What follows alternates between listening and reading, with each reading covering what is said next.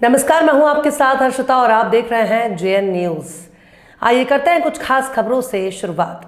केंद्र की मोदी सरकार द्वारा देश भर में जातिगत जनगणना की घोषणा के बाद बिहार सहित पूरे प्रदेश में जारी क्रेडिट की होड़ को लेकर सूबे के सभी जिलों में एनडीए का संयुक्त प्रेस वार्ता आयोजन किया गया। इसी कड़ी में शेखपुरा के स्टेशन रोड स्थित जदयू कार्यालय में एनडीए का प्रेस वार्ता आयोजित किया गया। आयोजित प्रेस वार्ता में एनडीए घटक दल के भाजपा, जदयू, राष्ट्रीय लोक मोर्चा के प्रदेश प्रवक्ताओं ने केंद्र सरकार के ऐतिहासिक जातिगत जनगणना की घोषणा को लेकर प्रधानमंत्री नरेंद्र मोदी को साधुवाद दिया। जदयू के प्रदेश प्रवक्ता अरविंद निषाद ने कहा कि देश भर में जातिगत जनगणना की घोषणा से सभी जाति धर्म के लोगों का समुचित विकास होगा। उन्होंने कहा कि ये पहला अवसर होगा जब जातिगत जनगणना की घोषणा के बाद विपक्ष की सभी पार्टियां उनके प्रयास से केंद्र द्वारा जातिगत जनगणना की घोषणा खेलन की बात कह रही है, जो गलत है। और उन्होंने पीएम मोदी की दूरदर्शी सोच और बिहार के मुख्यमंत्री नीतीश कुमार द्वारा कराए गए केंद्र सरकार द्वारा यह ऐतिहासिक फैसला किया, जो काफी खुशी की बात है। जबकि दूसरी तरफ भाजपा की प्रदेश नेत्री अनामिका पासवान ने कहा कि जाति जनगणना कराने का साहस पीएम मोदी ने दिखाया है। पहली बार कोई ऐसे प्रधानमंत्री हैं भारत के जिन्होंने ये हिम्मत, ये कुव्वत, ये नीयत दिखाई है। और मैं आपको ये भी बता दूं कि इस फैसले से पूरे भारत के शोषितों, वंचितों, दलितों और पीड़ितों को न्याय मिलेगा और सही न्याय मिलेगा।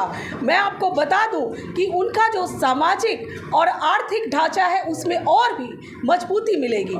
लेकिन सबसे बड़ी बात आती है कि ये महागठबंधन के जो दो राजकुमार हैं वो श्रेय ले रहे हैं, मिठाई बांट रहे हैं, भाई पटाखे फोड़ रहे हैं, उन्हें दूध से नहलाया जा रहा है। सबसे बड़ी बात है कि जब 2010 में तत्कालीन प्रधानमंत्री मनमोहन सिंह जी ने कहा था कि जातीय गणना होनी चाहिए, उस समय 7 मई 2010 को उनके गृह मंत्री पी चिदम्बरम जी ने विरोध किया था कि ये नहीं होगा।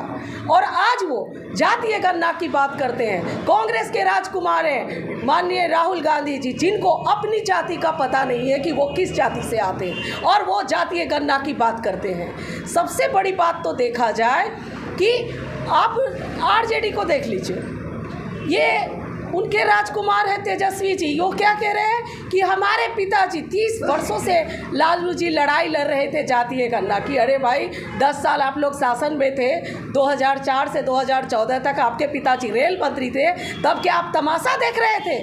तब आपको समझ में नहीं आया कि जातीय गणना करानी चाहिए देश में और गरीब और दलितों, शोषितों को न्याय मिलना चाहिए?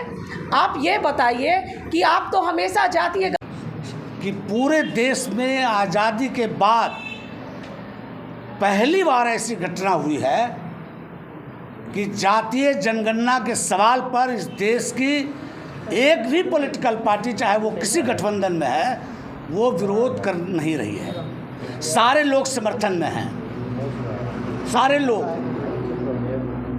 कोई पॉलिटिकल पार्टी, वो क्षेत्रीय पार्टी हो, राष्ट्रीय पार्टी हो, आज जातीय जनगणना का विरोध नहीं कर रही है। और ये परिस्थिति का निर्माण अगर हुआ है तो ये श्रेय, इच्छा करे किसी की कि ना करे, आदरणीय नरेंद्र मोदी जी को देना ही होगा, देना होगा। कांग्रेस वाले लोग अगर समर्थन कर रहे हैं तो हम उनका स्वागत करते हैं, लेकिन कांग्रेस के साथियों को भी सीखना होगा कि इस देश में 2 सवाल ऐसा था जो आपके पाले में बॉल था, आप उस काम को कर सकते थे। आपके राज के ज़माने में ये बात शुरू हुई। पहली बात, महिलाओं को 33% आरक्षण हिंदुस्तान के पार्लियामेंट में और स्टेट के असेंबलीज में कांग्रेस नहीं दे सकी ना। 50 साल से ये सवाल सुन रहे हैं। आरक्षण तो दिया नरेंद्र मोदी जी की सरकार ने, एनडीए की सरकार ने। और कोई कहे कि हमने ये बात उठा, ठीक है, हो गया। एक कि हिंदुस्तान की डेमोक्रेसी का एक अद्भुत ये क्षण होगा कि एकमात्र राजनेता श्री नीतीश कुमार जी हैं, जिन्होंने अपने दूरदर्शी नीतियों के कारण बिहार में जाति गणना कराने का काम किया और जाति गणना के बाद उसका सफलतापूर्वक प्रकाशन भी कराया। प्रकाशन के बाद 65% का आरक्षण भी लागू किया, लेकिन माननीय पटना उच्च न्यायालय ने 65% के आरक्षण की व्यवस्था को निरस्त कर दिया। लेकिन राज्य सरकार ने अपने सामाजिक जातीय आर्थिक गणना में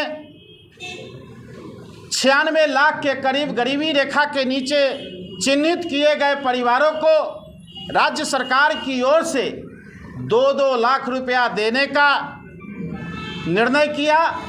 आज वह निर्णय के क्रम में वैसे परिवार जनों को 2-2 लाख रुपया राज्य सरकार की ओर से दिए जाने का प्रक्रिया जारी है।